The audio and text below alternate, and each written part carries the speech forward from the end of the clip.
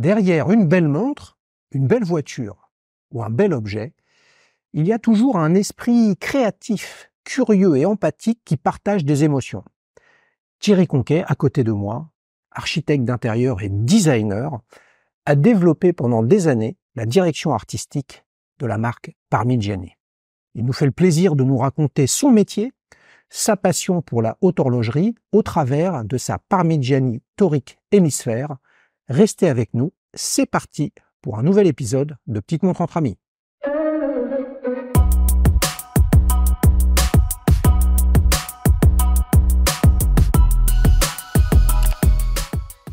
Bonjour Thierry. Bonjour. Ça va ? Très bien, ravi d'être là. Ben oui, bienvenue les amis, vous le savez pas, mais on s'est rencontrés, on s'est croisés bien avant le Covid avec Thierry et ça fait donc des années que je me dis il faut qu'on parle de design de montre ensemble.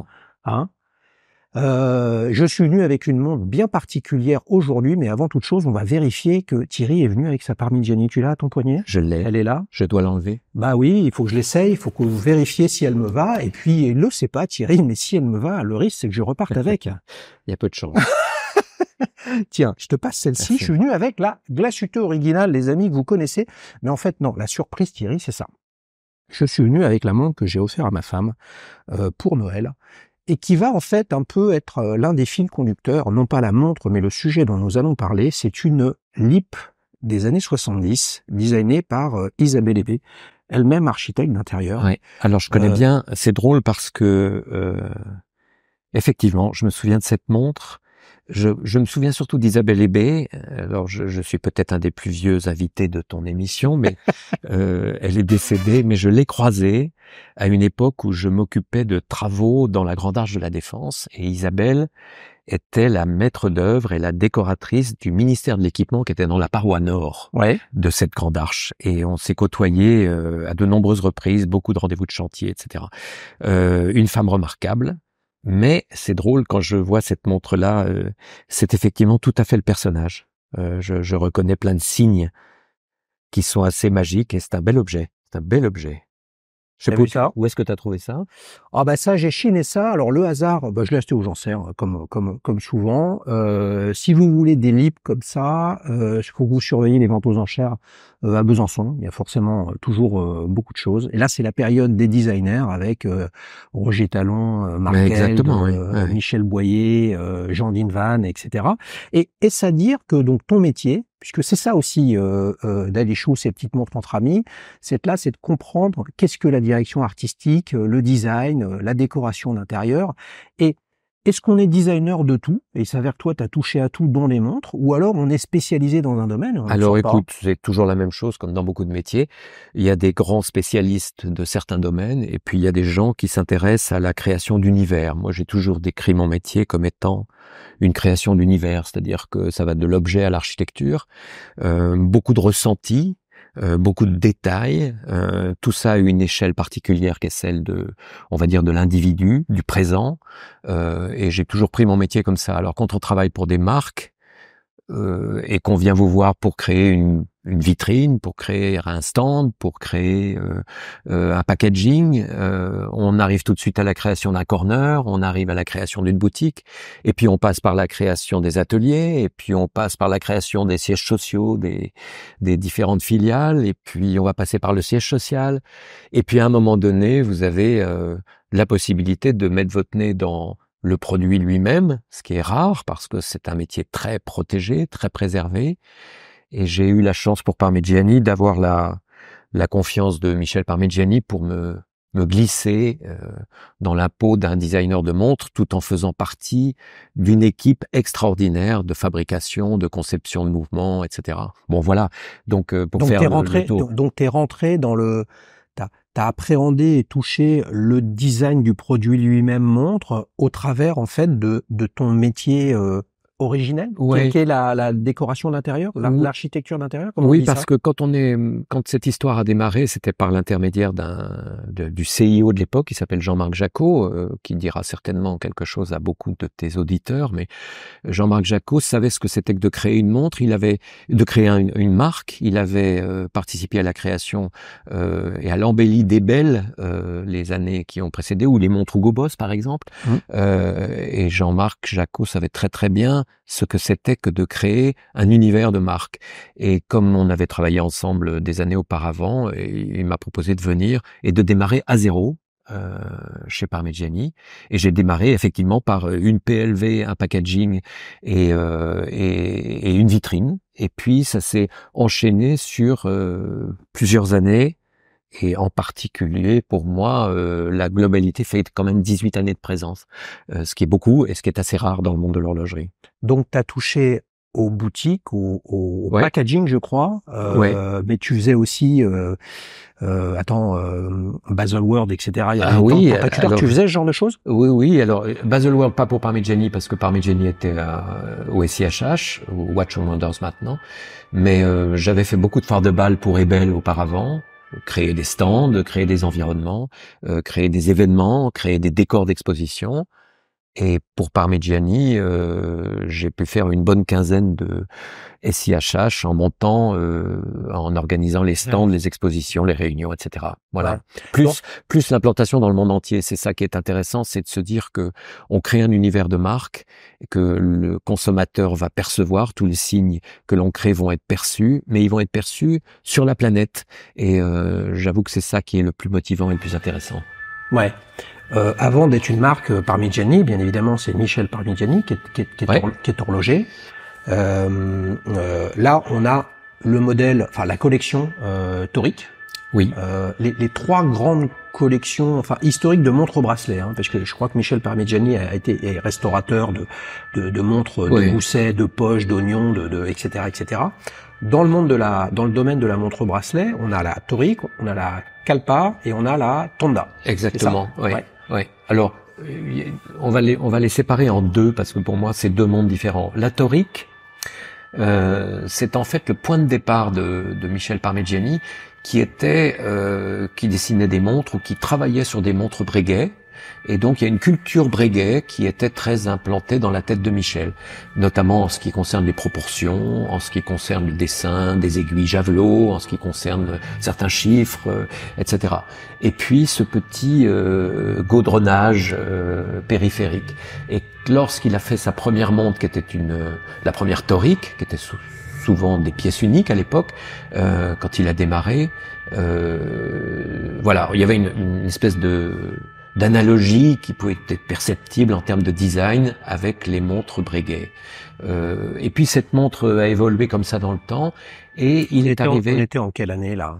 Alors, la marque démarre en 96. Ouais, ok. Donc toutes les premières Toric, celles que l'on trouve sur le marché encore aujourd'hui, la montre du Prince Charles par exemple, tout ça ce sont des montres qui sont 96-2000. Le roi maintenant.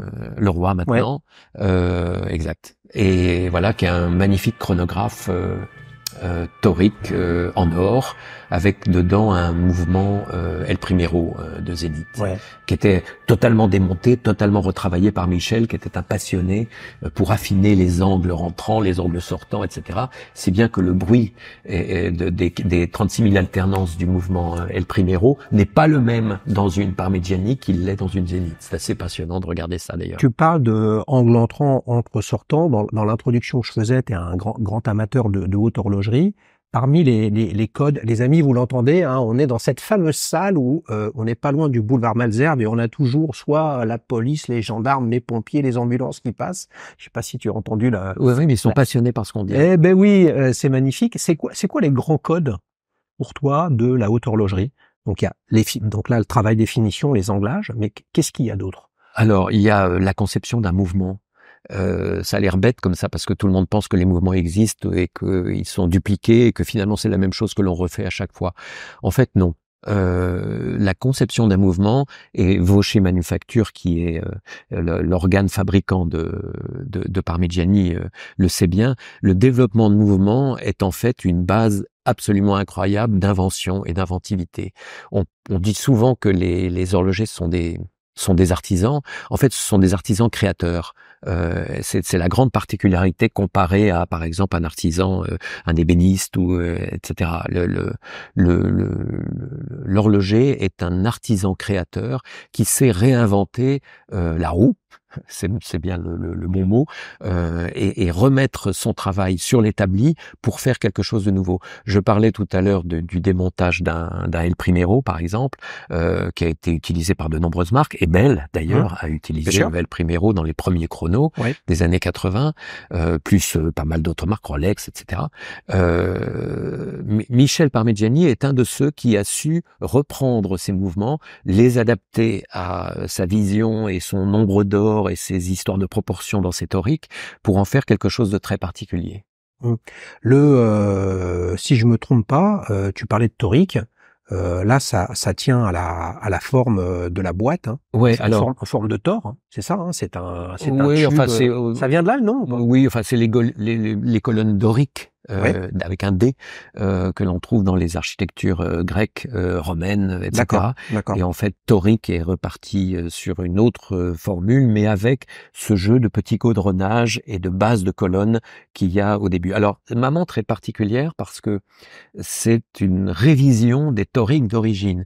Vous trouvez aujourd'hui dans le marché des toriques originales d'occasion, reprenons à celle du roi Charles, mais là, le travail a consisté à redessiner l'ensemble des paramètres de la torique originale pour justement la rendre plus contemporaine. Donc, on la regardera, je pense, en détail. Avec les gros plans. Voilà. La différence de cette torique-là, de cette nouvelle torique, est essentiellement dans les cornes, qui ne sont plus des cornes à la Breguet, mais qui sont des cornes en forme de goutte, comme Parmigiani l'a développé sur les Kalpa et sur les Tonda, et puis par la simplification du gaudronnage, où il y a juste deux petits anneaux et cette petite cannelure interne, là, entre les deux, alors qu'avant, il y avait deux niveaux de cannelure. Et puis, on le voit dans le profil de la montre, elle est extrêmement affinée, et elle a un espèce d'aérodynamisme, notamment dans la courbe de la boîte elle-même par rapport à l'accroche des cornes. Voilà. Quand on regarde ce petit détail et ce dessin, c'est, je veux dire, le travail d'un designer, c'est celui-là. C'est de regarder des choses que vous ne verrez pas, mais que vous ressentirez. Et quand on met cette montre au poignet, elle a une ergonomie qui est assez imparable. Elle se pose admirablement bien, et c'est toute la différence d'après les premières toriques. Alors Michel au début était pas forcément pour, mais première torique avec les Rose Breguet, donc plutôt droite. Voilà. Okay. Et par contre, le verre étant bombé en plus, on a ici une ergonomie qui est. Elle est de quelle année celle-ci, Thierry? Alors on l'a développée en 2016. C'est assez récent. 2016, où la réfection de la ligne torique, comme la réfection de la ligne Kalpa d'ailleurs, a été dans mon travail de direction artistique produit. Voilà, et celle-ci a été récompensée au GPHG, au Grand Prix de l'horlogerie de Genève en 2017, en obtenant le prix de la Travel Watch. Je crois que c'est ça le bon libellé. Puisque effectivement, c'est une montre à double fuseau horaire, mais qui est extrêmement originale dans sa fabrication. On a vraiment un cadran qui est très différent de ce qu'on peut voir. On a une date rétrograde, ça c'est quelque chose qui est assez simple à regarder, mais qui est très bien intégré. Mais il y a surtout deux petits guichets, l'un à 13h15 et l'autre à 6h. Est-ce que tu peux nous décrire un peu le fonctionnement de ce cadran? Alors, il faut la regarder de près et se rendre compte que le centre des aiguilles n'est pas le centre de la montre. Voilà. Alors là, ça étonne toujours en disant, mais comment est-ce possible? Pourquoi? Et voilà. Alors, je confirme, je n'avais pas remarqué. Mais j'étais interpellé plus par l'ouverture du fond de boîte en me disant, il est décalé. Il y a quelque chose de particulier que je n'ai pas encore repéré, et effectivement, donc le centre n'est pas au centre. Voilà. Alors pourquoi? Bah oui. C'est très simple. Parce que le deuxième fuseau est totalement indépendant du mouvement de la montre et peut être réglé à la minute. Pourquoi aussi?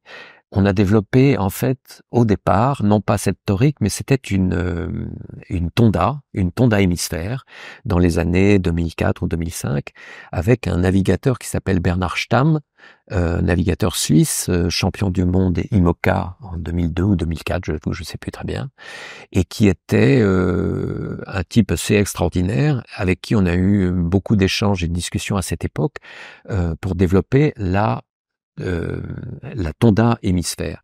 En fait, il souhaitait dans sa navigation non pas pouvoir reculer son fuseau horaire de X heures, mais de pouvoir se dire quand il est au large du Pérou ou au large de l'Inde, d'avoir des décalages de 20 minutes ou de 40 minutes, comme c'est le cas du décalage de ces fuseaux horaires spécifiques. Donc l'idée de développer un deuxième mouvement, en fait, un module additionnel permettant de régler la montre d'une manière totalement indépendante. Donc, je peux être décalé de 20 minutes ou de 3/4 d'heure ou de 5 minutes par rapport à mon fuseau là. Je peux même remettre mon deuxième fuseau horaire à 0 si je veux, par exemple, avoir un calcul spécifique d'un Paris-Nice ou en voiture en me disant, bah voilà, j'aurai mon calcul exact à ce moment-là. Et ça se gère avec les deux couronnes. Alors, ça gère, voilà, la couronne du haut, la couronne du haut est celle qui gère le deuxième fuseau, et la couronne du bas gère l'ensemble du mouvement principal. Alors, justement, voilà, alors, le deuxième fuseau, c'est le guichet, c'est le sous-cadran à 12 heures. Ouais, c'est ça, avec son indication jour-nuit. Oui. Dans la petite indication à ces 3 heures. Oui. Et par contre, l'indication jour-nuit du fuseau principal est dans la petite seconde en bas. Alors, on se rend compte de ce décentrement, c'est là toute la question du design. Sur la date rétrograde, vous constatez donc que la date rétrograde, quand on voit le rayon du dessin de cette date rétrograde, il est plus petit que le rayon de la petite seconde. Donc le centre est au centre du rayon de la date. Et c'est tout simplement parce que cette aiguille est décentrée. Et que le centre des aiguilles est décentré. Voilà. Alors, ça paraît... un message, il y a une logique là derrière, justement, sur de décentrer les choses, de rendre le centre d'un cercle qui n'est plus au centre, ou c'est une contrainte technique liée au mouvement? C'est une contrainte technique que l'on s'est donnée en utilisant le module additionnel des Artisans de Genève qui s'est branché sur ce mouvement principal. Alors, ce qui est intéressant pour ceux qui connaissent, c'est peut-être que je te rajouterai une photo en comparant les Tonda hémisphères du démarrage et cette torique hémisphère, c'est de voir que le design de la Tonda hémisphère est un peu, on essaye de noyer le décentrement dans un désordre. Et esthétiquement parlant, elle paraît très élégante et très harmonieuse, mais en fait, on a noyé ce décentrement avec des artifices graphiques. Mon challenge là-dessus a été justement d'éliminer les artifices graphiques pour en faire quelque chose d'élégant et de très simple, mais en revendiquant le décentrement par la date rétrograde. Voilà, je sais pas si c'est pas un peu compliqué ce que je vous raconte, mais c'est le bonheur du dessin, c'est justement d'arriver en simplifiant à outrance à obtenir quelque chose d'élégant, tout en étant extrêmement compliqué. Justement, tu parles de dessin. Je me suis un peu quand même renseigné sur le parcours de Thierry, hein, qui était sorti de l'école Camondo, mais t'es un dessinateur au départ? Oui, oui, je sais faire que ça, oui.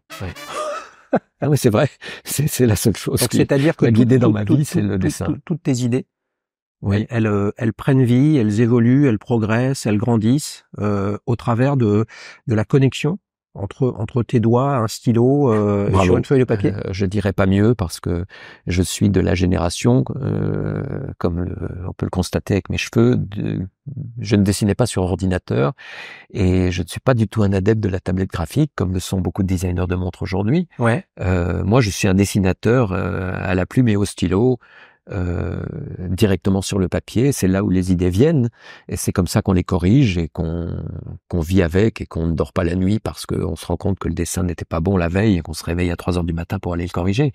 Que ce soit un dessin de montre, d'un meuble, d'une Oui, lampe, oui, on a d'un appartement. Voilà, on a beaucoup de meubles édités depuis longtemps. On a dessiné beaucoup de projets d'habitat, mais beaucoup pour des marques, et pas forcément que des marques horlogères.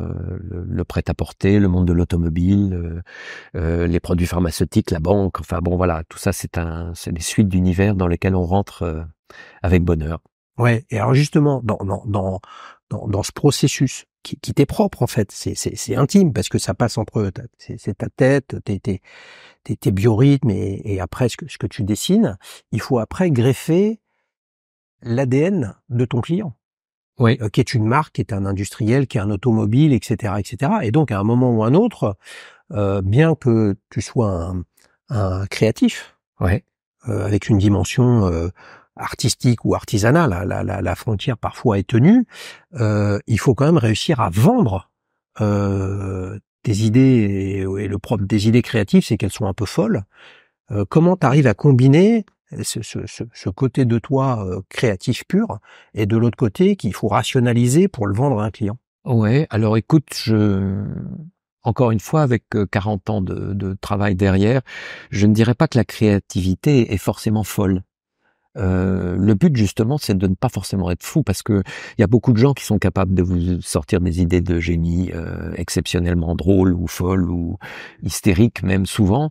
Quand on rentre dans un travail à long terme avec une marque, quelle qu'elle soit, le but, c'est quand même d'être extrêmement pragmatique, de comprendre un ADN par des bases techniques ou graphiques ou esthétiques ou culturelles, qui sont les plus importantes et qui permettent de développer ce style de produit. Regardons cette montre non pas comme un pur effet graphique ou un pur effet horloger, mais uniquement en termes de ressenti. Est-elle élégante?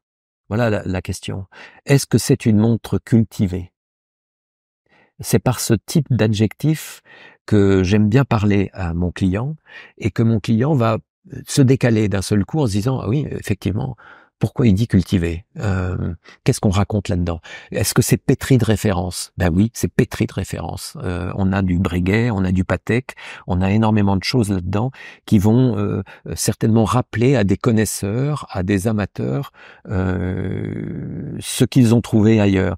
On a souvent dit que Parmigiani était mal aimé, ou du moins sous-coté, alors que c'est un travail absolument invraisemblable, qu'on la regarde de devant ou de derrière. Même quand on regarde le travail sur la boîte, c'est un travail exceptionnel au niveau horloger et au niveau manufacture. Tu as cité un adjectif important sur la chaîne, mais peut-être que tu ne sais pas, tu parles d'élégance.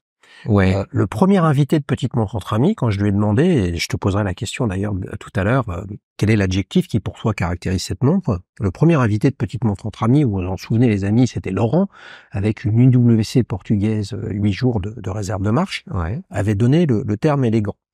Elle est élégante. Et en fait, mais on a l'élégance qu'on a.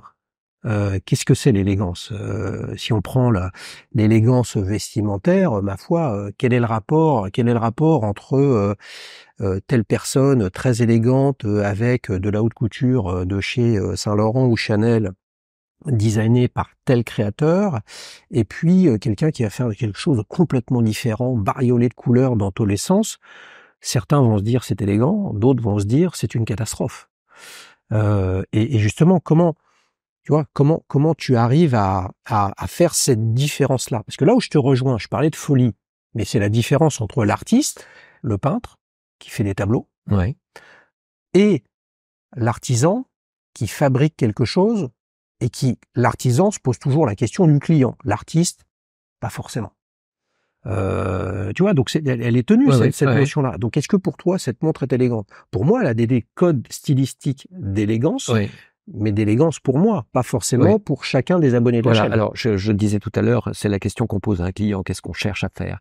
Moi, je ne vais pas me permettre de dire qu'elle est réussie et élégante, parce que je peux pas me permettre de dire une chose pareille. Par contre, je sais que sur le commerce, ou quand elle a eu son prix, un des des membres du jury du GPHG, journaliste suisse extrêmement connu avec une carrière en béton, était venu me voir et m'avait dit, parce que c'est la première fois que Michel Parmigiani recevait un prix au GPHG. Il a eu cette année-là 2 prix, un pour le chronor, qui est un mouvement en or sur un chronographe, et sur celle-là. Et ce membre du jury m'a dit, on a remercié et on a félicité Michel avec ces 2 prix, mais celle-là, principalement pour le design, ce qui m'a fait énormément de plaisir, parce que c'était vraiment un travail de collaboration entre Michel et moi, entre les équipes de design de la maison et moi, et avec les équipes de Vaucher Manufacture qui travaillaient sur le mouvement également.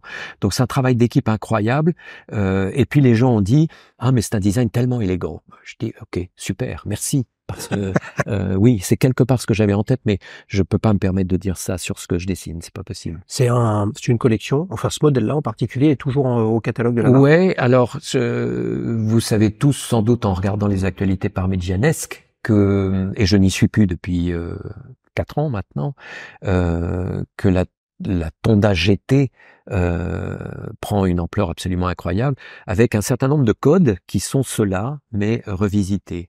Donc la Toric aujourd'hui n'est pas officiellement dans le catalogue des nouveautés, et il n'y a pas de nouvelles Toric pour le moment. Donc les dernières Toric sont celles-ci. D'accord. Et on les trouve encore parce qu'elles existent dans les stocks. Donc Tonda GT, on est sur un modèle avec bracelet intégré de mémoire. Oui. Oui, plus sportif. Je connais moins, hein, donc je vais être moins performant sur l'affaire. Plus sportif, très simplifié en termes de fabrication et en termes de finition. Voilà tout ce que je dirais là-dessus. Okay. Ça n'est pas une critique, hein, c'est que j'admire énormément ce qui a été fait par la nouvelle direction, Guido Terrini, qui est un homme de produit indéniable et qui a fait un boulot de dingue là-dessus, et qui fait que la marque est en train de repartir en flèche là-dessus avec ses nouveaux produits. Mais je ne désespère pas de voir les futures nouvelles Toric, et pour voir le travail qui sera effectué à partir de celle-là. Peut-être à Watches and Wonders bientôt. Je ne crois pas. Pas pour le moment, d'après ce qu'on m'a dit, mais je peux me tromper. L'avenir nous le dira. Tout dépend quand est-ce que vous verrez cette vidéo. Est-ce que vous le verrez avant ou après? Tout dépend quand est-ce qu'elle est diffusée. Dans tout ton travail d'architecture d'intérieur, tu as fait du mobilier aussi. Tu parlais justement tout à l'heure de mobilier, l'artisan qui fait du mobilier, etc. Mais dans le mobilier, tu as un designer qui dessine quelque chose, puis à un moment, il a besoin d'un éditeur pour pouvoir commercialiser tout ça. Et parfois, l'éditeur prend la lumière par rapport au designer. Ben oui.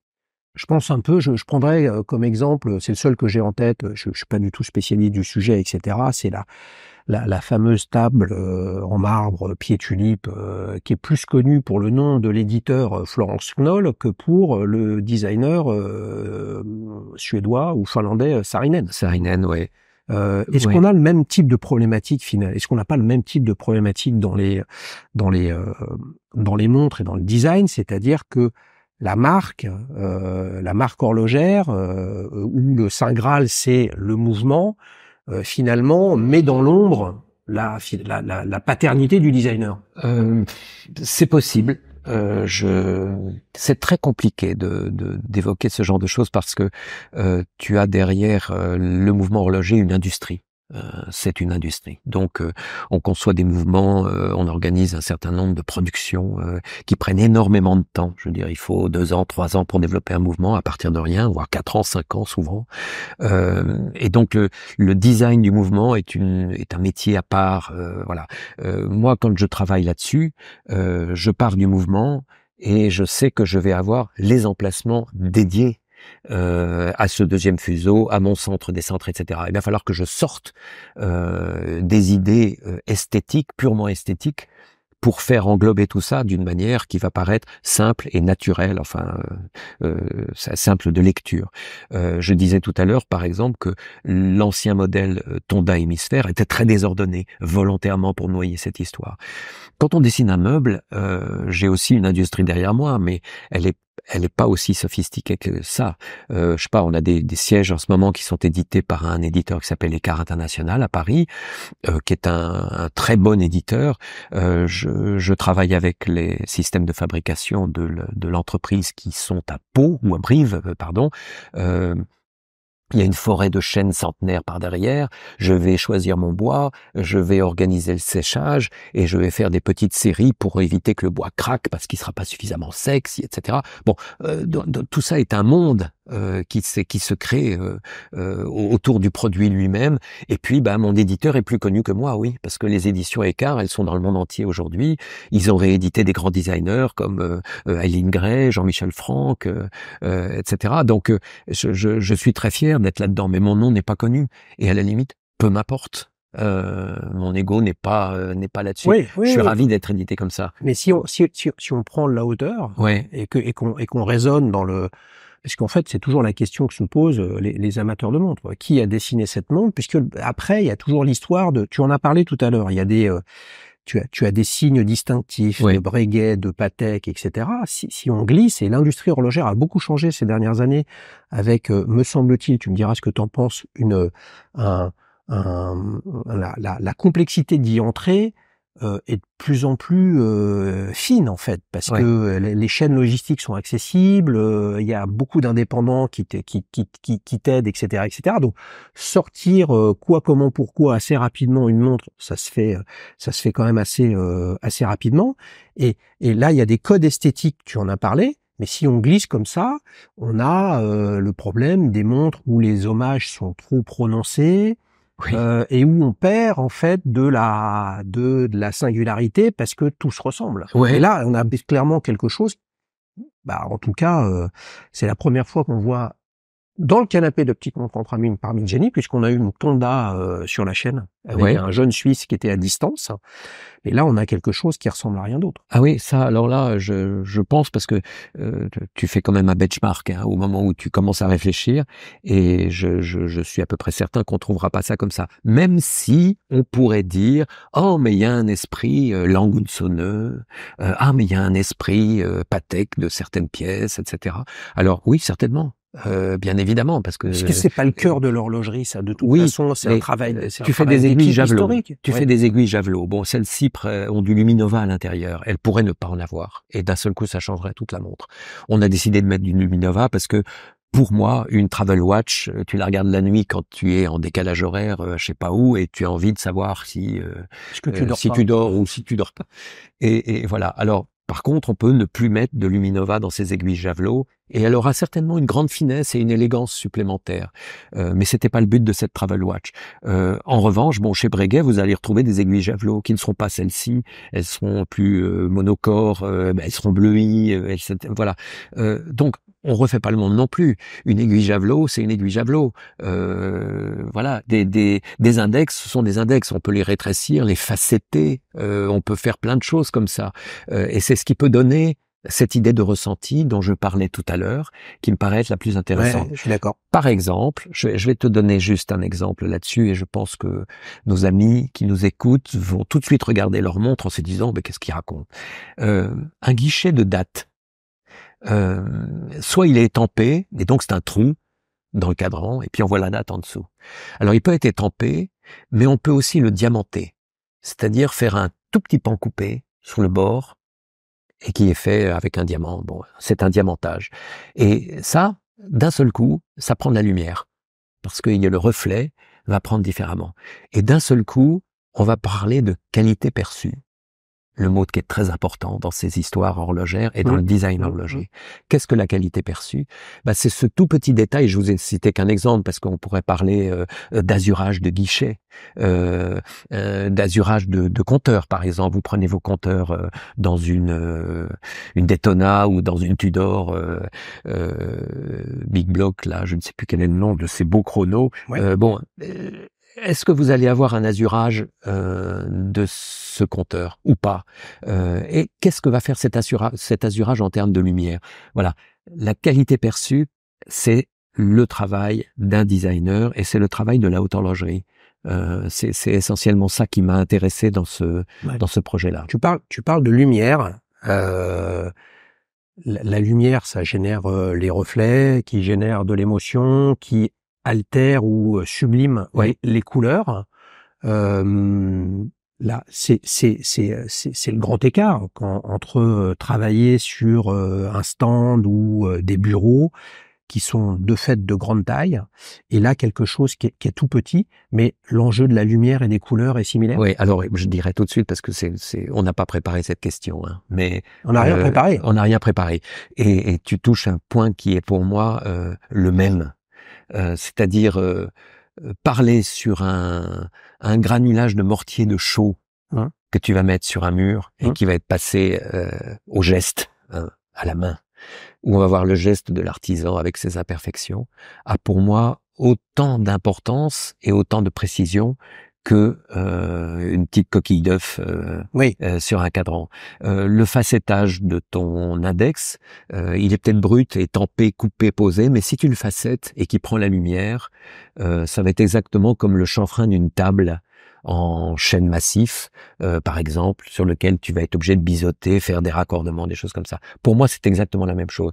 Mais c'est exactement la même chose dans la mode. Un couturier, prenons à l'exposition aux Arts Déco en ce moment de Iris van Herpen, où tu vas voir le travail, si vous ne l'avez pas vu, courez à voir cette expo. Iris van Herpen a réussi à développer avec l'industrie des techniques de vêtements et de modelage et d'organisation du vêtement, de tissu, qui sont exceptionnels. Et c'est exactement la même chose que ça. Exactement la même chose que ça. Alors, on peut revenir au design de voitures, ça, oui, bien sûr, Pininfarina, faire des courbes, etc. Mais la courbe parle de l'aérodynamisme, elle parle pas exactement de la tenue par rapport au moteur. On s'écarte souvent de ces choses-là. Alors que là, je suis au plus près de mon mouvement et au plus près du fonctionnement de ce double module. Voilà, c'est le point de détail, comme dans la mode, comme dans le mobilier. C'est ça le travail d'un designer. Ouais. Et derrière, il y a la question de qu'est-ce qui fait que ça marche ou pas. J'aurais envie de dire, peut-être pour te provoquer, c'est une succession de petits signaux faibles qui, cumulés les uns avec les autres, apportent un message qui est cohérent avec ce que veut faire la marque, ce que veut faire le designer. Mais est-ce que ça génère pas le fait que si on n'est pas éduqué, et on ne sait pas identifier ces petits signaux, en fait, on passe à côté de l'objet. Que ce soit un canapé, une montre, une bagnole, des chaussures, des vêtements, etc., etc. Je pense que oui. Et ça veut dire que parfois, pour aimer quelque chose comme ça, il faut le connaître, ou en tout cas en savoir un minimum. Oui, alors c'est difficile de parler de culture parce que d'un seul coup c'est élitiste ou c'est prétentieux, et j'ai pas envie de rentrer là-dedans. Je pense que c'est le ressenti, c'est-à-dire est-ce qu'on appartient à une époque, est-ce qu'on appartient à un monde, une société, un environnement et dans lequel on s'insère. Alors s'il y avait une recette, merci de me la donner, parce que ça serait beaucoup plus simple pour tout le monde. Et tu sais bien que le nombre de montres qui sortent tous les jours font qu'il y a des gens qui réussissent, d'autres qui réussissent pas, d'autres qui copient. Et à force de copier, qui commencent à émerger un petit peu. Mais en fait, non. Et puis d'ailleurs, est-ce qu'ils copient des choses que les autres connaissent? C'est toujours le même problème. On connaît beaucoup de marques, même françaises, parlons-en ici, je ne vais pas citer de nom, mais qui sortent des montres qui sont copies conformes de grandes marques horlogères suisses, et personne ne dit rien. Bah oui, ça c'est un vaste sujet. Et j'ai envie de reprendre. Il y a quelques jours, j'ai diffusé une vidéo avec une jeune marque, Beau Anton, qui s'est lancée avec Hassan, qui est venu présenter une montre oui, j'ai vu ça. Galet, avec un boîtier de ce type-là, etc., etc. Beaucoup de commentaires sur la ressemblance de sa montre avec une Rolex Oyster 1926.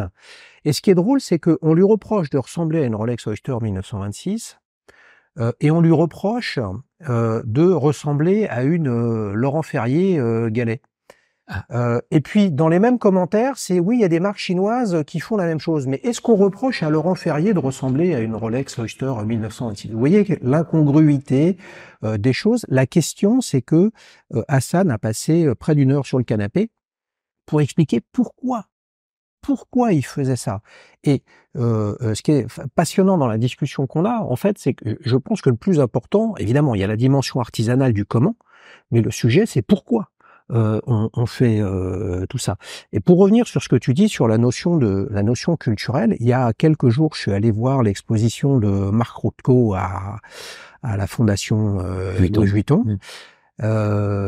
Exceptionnellement, malheureusement, j'ai pas pris l'audio guide. Et je suis pas rentré dedans. Et paradoxalement, je sais pas si tu vois ce que ça ressemble, à quoi ça ressemble. J'ai compris après, en lisant des choses sur le peintre, j'ai préféré sa période, en fait, qui est celle où il n'est pas connu, puisqu'il fait des grandes fresques verticales extrêmement colorées, où en fait on peut rentrer dedans, très lumineux, orange, jaune, etc. Alors que c'est un esprit complètement torturé, où il décrit quasiment que des choses lumineuses sont condensées de toute la violence du monde. Si on le sait pas, en fait, on passe à côté. Moi, j'ai pas adhéré au départ, et avec le recul, je me suis dit, en fait, c'était pas mal. Est-ce que c'est pas ça aussi, quand on regarde une montre? On peut se dire, elle me plaît pas.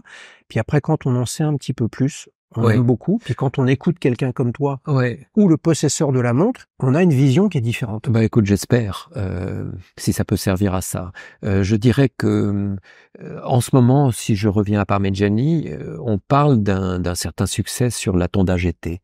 Parce qu'il y a des premières mondiales, comme on dit beaucoup dans l'horlogerie, ils sont très friands de ce genre de choses, il y a toujours une première mondiale. Donc, tel fuseau horaire, tel chrono hygérien, avec des tas de choses. Bon, voilà.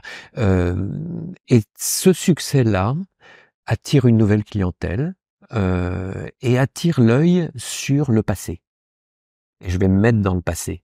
La marque est pas vieille, 96, donc tu imagines, on n'est pas à 30 ans. Aujourd'hui, il y a un intérêt dans des collectionneurs, des clubs d'aficionados qui germent comme ça à gauche ou à droite, sur l'intérêt de pièces anciennes ou de pièces originales, sur les premières toriques. Donc je ne désespère pas de voir les nouvelle torique arriver dans peu de temps. Voilà, donc peut-être que l'audience s'agrandit et peut-être qu'un jour, dans peu de temps, ça deviendra un standard horloger d'une qualité exceptionnelle et on se dira mais comment est-on passé à côté d'une chose pareille? Oui. Mais tu sais, regarde, on parlait juste avant de démarrer de Gérald Ginta, qui est un type que je connaissais pas, mais que j'ai rencontré 2 fois comme ça à l'aéroport de Genève, avec qui j'ai eu plusieurs discussions, et qui était très sympathique, très raffiné, très poli.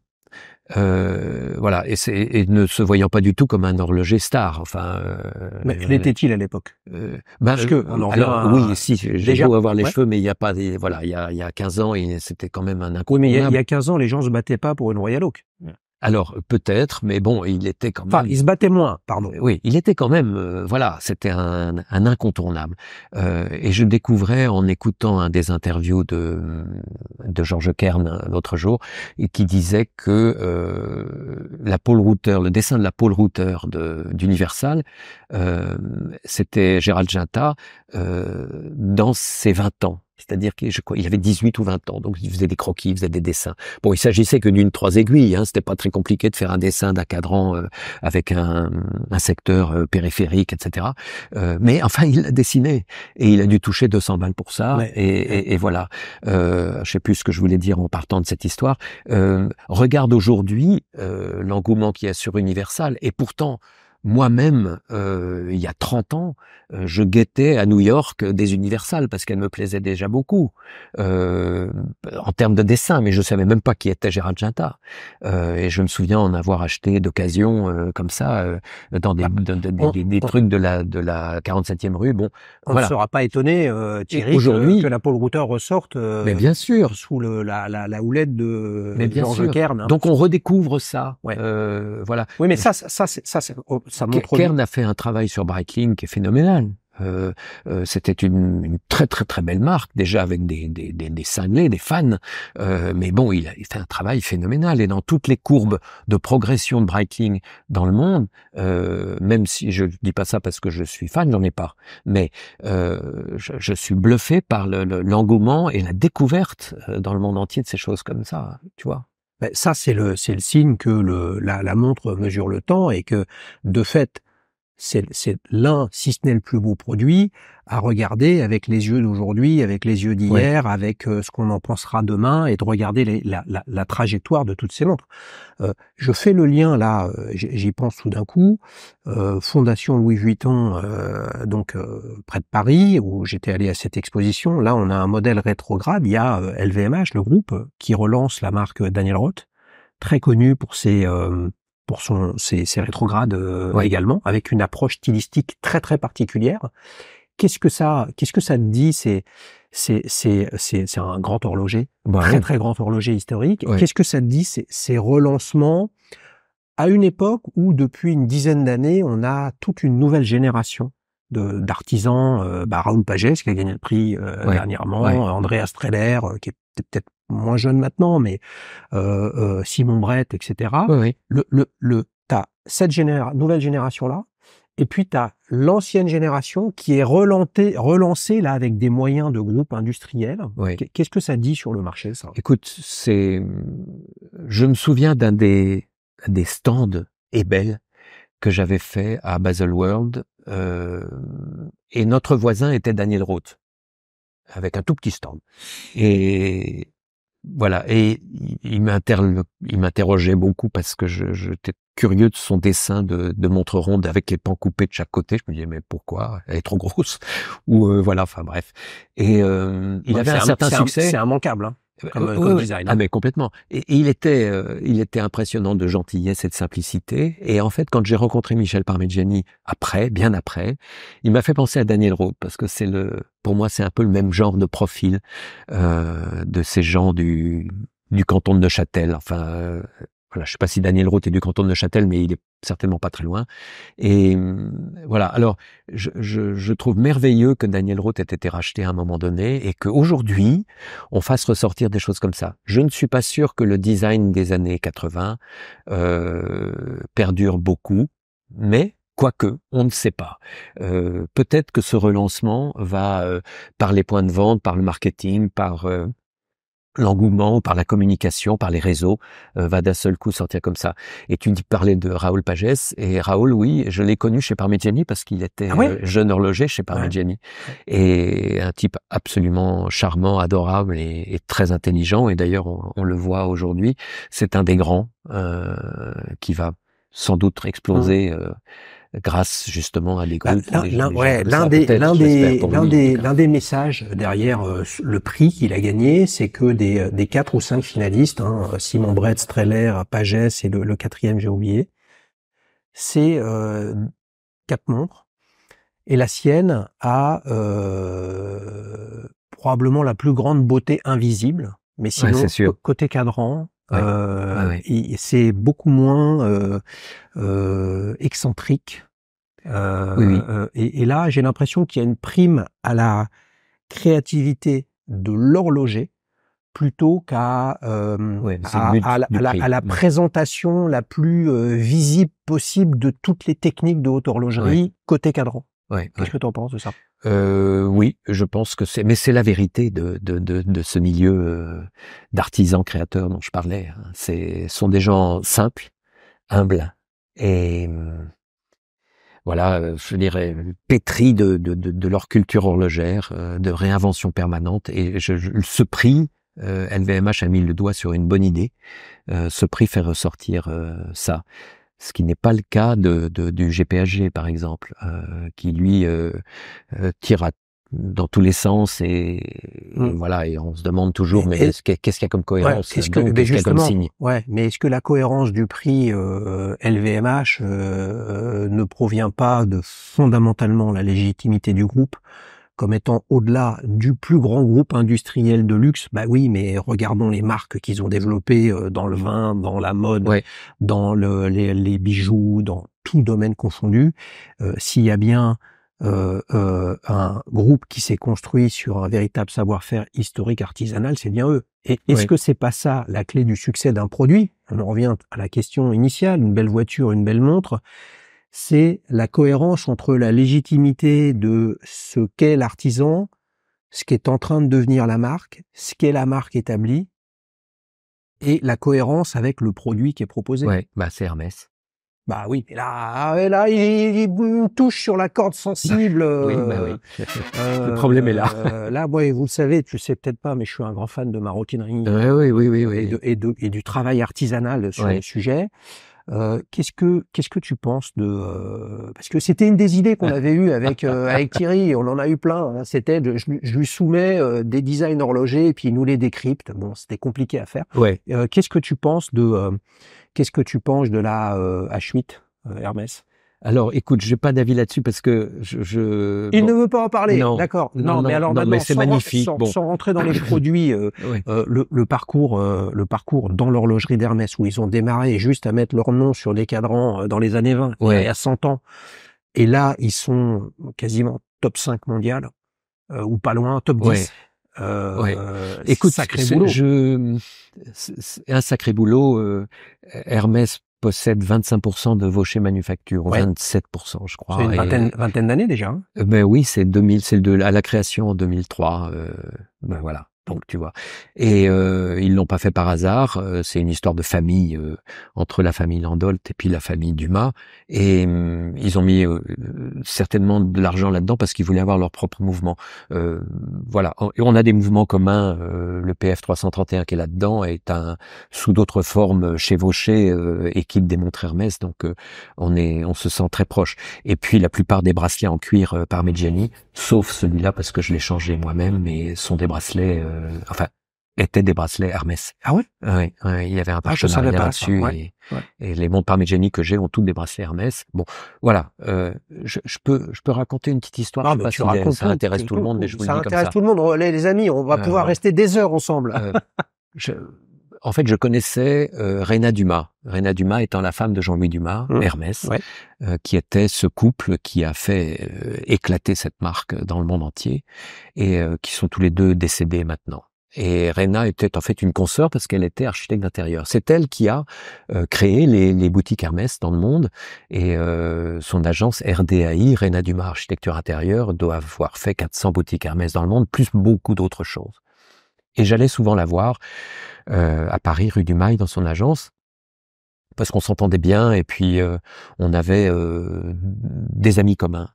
Et un jour où je vais la voir le soir, à 19h, il n'y avait plus personne dans le bureau d'études avec les tables comme ça.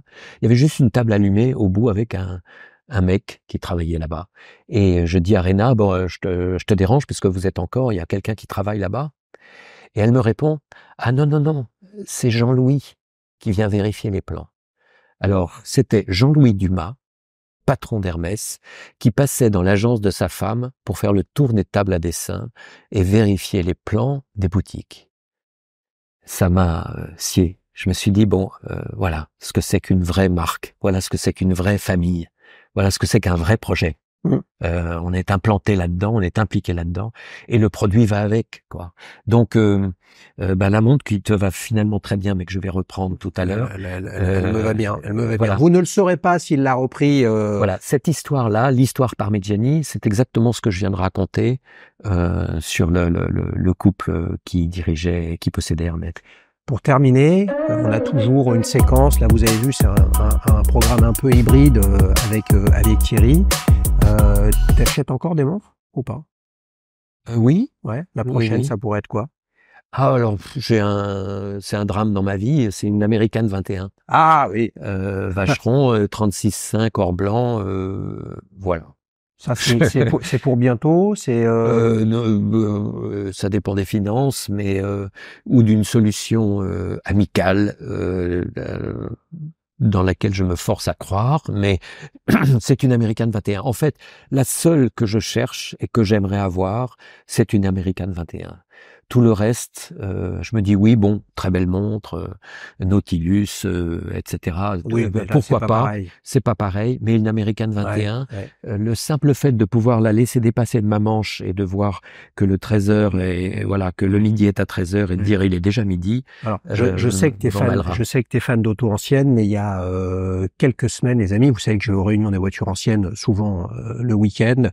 Je connais maintenant beaucoup de monde, etc. Et là, je tombe sur un propriétaire militaire d'Aston Martin qui avait une DB6 et qui partait, et il avait mis ses gants en cuir, etc. On a échangé quelques mots et j'ai juste vu une petite couronne à 13 heures en or jaune avec les index caractéristiques de cette Vacheron Constantin. Je me suis dit, voilà, DB6 American 1921, voilà un homme de bon goût. Thierry, je pense que tu as bon goût, on l'a tous compris. Il avait beaucoup de choses à partager, à nous apprendre. J'espère que tu reviendras à l'occasion pour nous parler de cette Vacheron. Ça vous a plu. Et peut-être avec la Vacheron, ouais. Ah, écoute, c'est top. Les amis, merci beaucoup. On a passé 1 heure ensemble, absolument fantastique. Si vous voulez participer, c'est très simple, www.dalichous.fr. Peut-être qu'on retrouvera un avis de Thierry sur ça Parmigiani Toric Hémisphère sur la plateforme Dalichous. Vous savez que c'est la plateforme pour trouver la montre qui vous ressemble. On vous embrasse, à bientôt. Ciao, ciao.